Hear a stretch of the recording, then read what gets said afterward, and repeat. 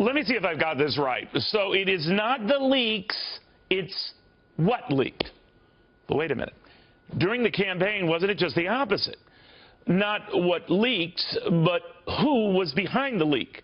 Back then, Democrats and a very compliant media weren't talking about the stuff that got out, but who was behind getting that stuff out. Back then, a Democratic president decrying that mattered, and the Democratic candidate who wanted to be president decrying that mattered.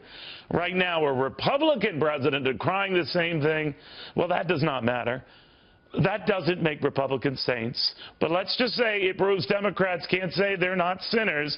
Not when they say tax cuts better be paid for, because we certainly don't want to add to the debt, even though they were perfectly fine with all of that spending that wasn't being paid for and added mightily to the debt.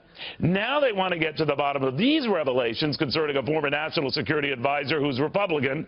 Back during the campaign, they only wanted to get to the bottom of who was behind different revelations concerning a presidential candidate who was a Democrat.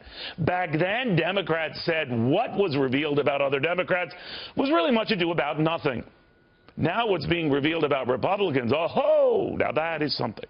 So to review, a waste of time then, the stuff of around-the-clock investigations. Now, they say turnabout is fair play, but that doesn't mean it's still not a play, an act, a show, if you will. Rage over who knew what and when because it matters now.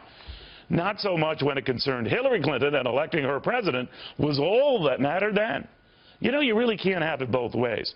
For Democrats to say leaks were an abomination then, not so much now.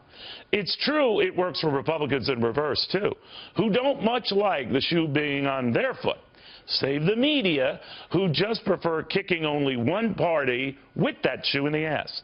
Much more focused on catching a new administration they never saw coming than being a tenth as aggressive covering a woman they were all but anointing. Phony is phony. Politics is politics.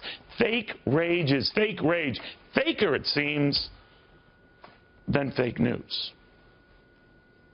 But it's just me.